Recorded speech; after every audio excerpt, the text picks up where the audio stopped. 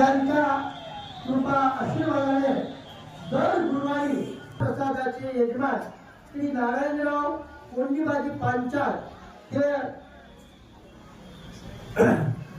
अखंड श्रावण महिन्यामधला पहिला दिवस म्हणजे श्रावण शुक्ल पक्षातील प्रतिपदा आणि या प्रतिपदेच्या दिवशी त्यांचा महाप्रसाद गत 5 वर्षापासून चालू आहे।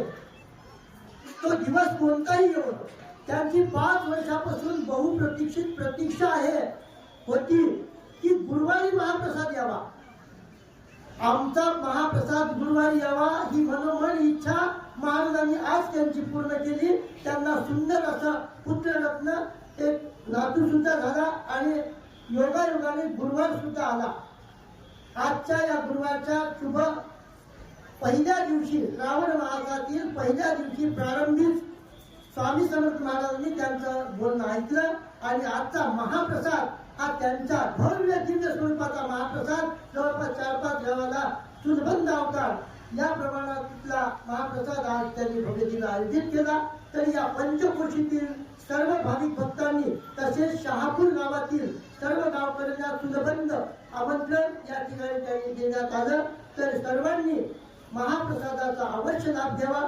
तसेच आजच नाही तर त्यांचं म्हणणं असं आहे आजच्या महाप्रसादाच्या यजमानाचं, जोपर्यंत आमचे मुलं बाळ आहेत त्यांनी सुद्धा आमचा महाप्रसाद चालवावा ही स्वामीचरणी त्यांची विनंती आहे आणि मी प्रार्थना करतो त्यांचं पूर्ण करो आणि वर्षानुवर्ष श्रावण शुद्ध प्रतिपदेला नारायणराव कोंडीबाजी पांचाळ याचं असत नाव या ठिकाणी लिखित अक्षरात राहो।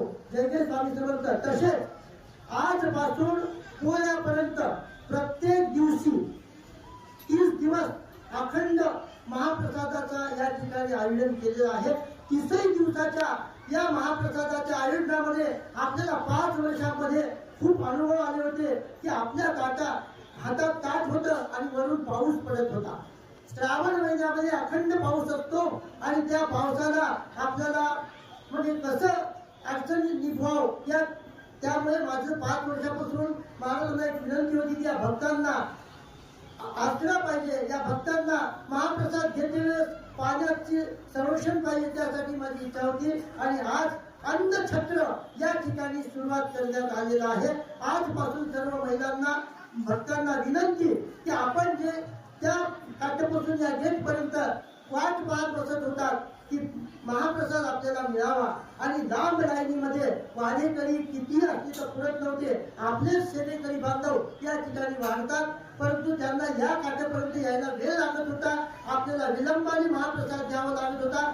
आज माझी एकच विनंती आहे की आपण सर्वांनी लाईनीमध्ये जाऊन त्या ठिकाणी ताटामध्ये महाप्रसाद घ्यावा, आपलं ताट व्यवस्थित ताट धुण्याच्या जागी ठेवावं, सेवा करण्याची संधी आहे। आपलं ताट आपण धुतलं तरी थोडी ना थोडी सेवा होते, परंतु आपल्याला धुवायचंही नसेल तर कुठेही न टाकता अन्नाचा अपमान न करता, अन्न हे पूर्ण ब्रह्म आहे, अपमान होऊ देऊ नका। आपण ग्रामीण भागातली मंडळी आहात, आपल्याला पीक कसं पिकवायचं हे एक धान्य माहीत आहे, एक ज्वारीचा कण, एक गव्हाचा तांदूळाचा कण आपण आपल्या शेतामध्ये रात्रंदिवस पाणी देऊन पिकवता आणि तेच कण या ठिकाणी सांगता, हे योग्य नाही। त्यासाठी माझी कळकळीची विनंती आहे की महाप्रसाद घेते वेळेस आपल्याला लागेल तेवढाच घ्यावा, वाया जाऊ देऊ नका। जय जय स्वामी समर्थ, श्री स्वामी समर्थ।